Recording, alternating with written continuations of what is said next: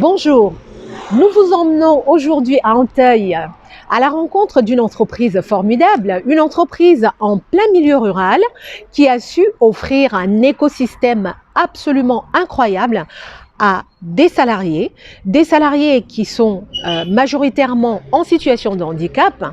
Cette entreprise est lauréate de la dernière édition des trophées de la diversité organisée pour la 12e fois en Bourgogne-Franche-Comté.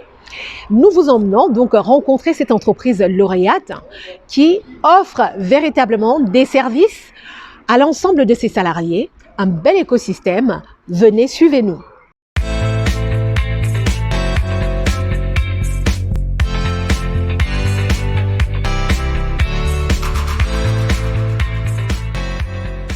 Puisque vous êtes arrivé en tête, je pense que ça vaut quand même des félicitations. C'est-à-dire que les membres qui ont participé, les membres du jury, ont voté, ont placé votre action en tête pour l'ensemble des membres du jury. Donc, ce qui n'est pas toujours évident. C'est pas, alors évidemment, il y a un deuxième, un troisième, mais en tout cas, votre entreprise, votre structure, votre association est celle qui est arrivée en tête. Et nous sommes là donc aujourd'hui pour vous remettre le trophée qui salue cette action. Et je pense que c'est vrai qu'au niveau du recrutement, j'essaye au maximum de diversifier la population parce que je trouve que chaque génération et chaque type de personne a sa touche à apporter quand on fait une communauté comme on essaye de la créer aujourd'hui. Donc merci aussi à vous tous d'être tous différents aujourd'hui chez nous. Merci. Bravo.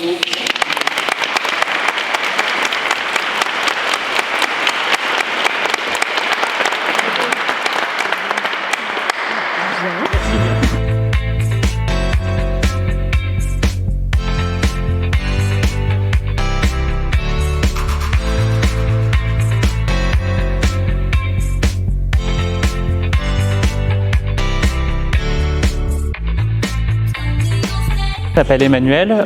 Lors du forum Halte Discrimination du mois de novembre, j'ai rencontré Magali qui est en charge du recrutement chez Action Philippe Strait et ça a matché. Donc j'étais à Dijon à ce moment-là, elle est à Anteuil et pourtant ça ne nous a pas empêché de nous rencontrer et aujourd'hui de me faire déménager jusqu'à Baume-les-Dames pour venir travailler tous les jours à Anteuil en tant que chargé de mission tout jeune dans la structure. Voilà. Je suis tout jeunement en charge de la recherche de financement et des subventions pour la structure, voilà, avec un volet sur les relations publiques et institutionnelles.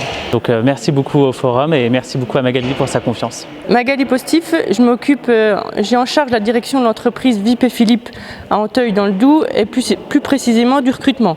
C'est une entreprise de relations clients qui aujourd'hui a intégré l'écosystème de l'association Action Philippe Strait qui souhaite concilier à la fois le travail, le handicap et la ruralité. Et pour ce faire, elle a créé un écosystème complet qui s'articule autour de 6 axes: le logement, le transport, le lieu de travail, la restauration, un pôle santé, sport et rééducation et pour finir la culture. C'est une association qu'on a créée en mai 2019 et qui aujourd'hui a permis de créer plus de 50 emplois en milieu rural avec un objectif d'ici 2023 d'en créer 230.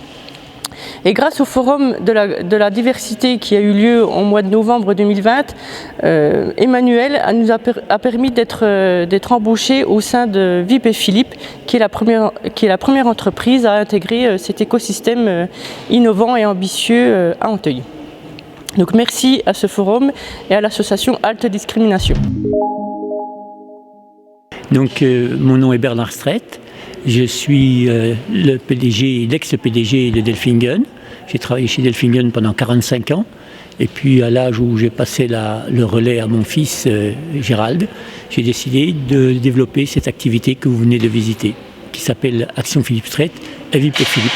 Ma famille, mon grand-père, ma grand-mère paternelle viennent de Suisse, un petit village qui s'appelle Radelfingen. D'ailleurs, ce nom de village a donné le nom de la société Delfingen. Et mon grand-père est venu s'installer dans une ferme à 3 km d'ici, à vol d'oiseau. Dans sa jeunesse, ma tante a eu la poliomyélite. Et quand elle a eu 20 ans, 22 ans, 23 ans, je ne sais pas, mon père a décidé de créer une entreprise pour lui donner du travail. Et c'est le début de Delfingen. Et quand je vous disais qu'il faut transformer les pépins en pépites, je pense que si la tante n'avait pas eu la poliomyélite, mon père n'aurait pas lancé l'entreprise. Et puis moi, après un parcours chaotique dans à l'école. Après mon service militaire, je suis revenu dans l'entreprise à la demande très forte de mes parents parce que mon frère aîné était handicapé. Et donc on était dans une situation, comme vous avez pu le voir dans le film, l'entreprise tenait dans la maison d'habitation. On était avec 2 petits hangars en tôle devant le bâtiment, devant la maison.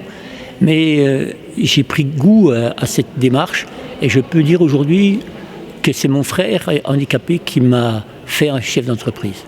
Sans lui, je ne serais pas devenu chef d'entreprise et de nouveau le pépin en pépite. Et mon frère qui était handicapé, j'avais fait la promesse à mes parents que je m'en occuperais jusqu'à la fin de ses jours. C'est l'inquiétude de parents qui ont un enfant handicapé. Alors et je ne savais pas lequel des deux partirait le premier. Alors au moment où nos parents nous ont partagé, lui avait eu la maison familiale, puis moi j'avais eu l'entreprise artisanale de mes parents.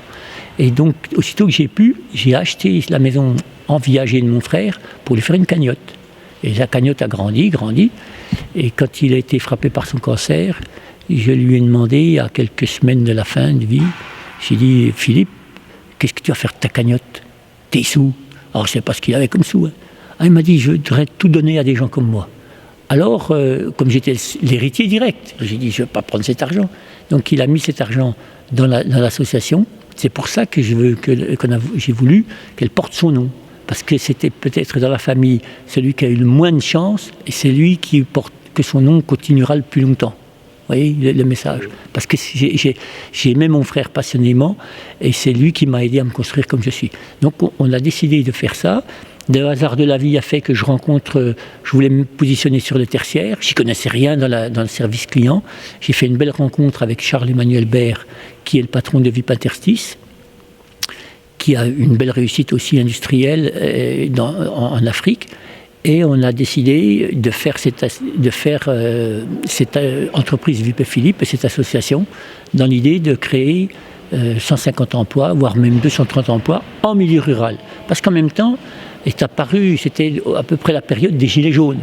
Et le gilet jaune, pour moi, c'est un signe fort. Il y a tout un peuple qui est resté sur la touche, qui est souvent en milieu rural ou dans les zones périurbaines, qui sont les victimes de cette mondialisation effrénée et qui ont perdu leur boulot, qui ne savent plus trop où ils en sont.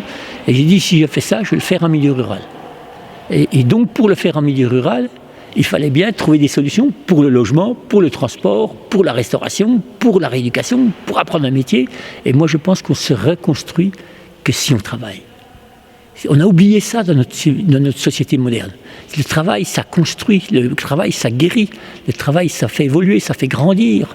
Mais il faut toujours pousser la personne en dehors de son cercle de confort pour l'amener dans sa zone de tension, pas l'amener dans sa zone de panique, mais dans sa zone de tension. Et quand il revient dans sa zone de confort s'allonge. Et à un moment donné, c'est un homme, une femme debout, qui n'a pas peur de son origine, qui n'a pas peur de son handicap, qui n'a pas peur de sa couleur de peau, qui n'a peur de rien du tout, parce qu'il est construit.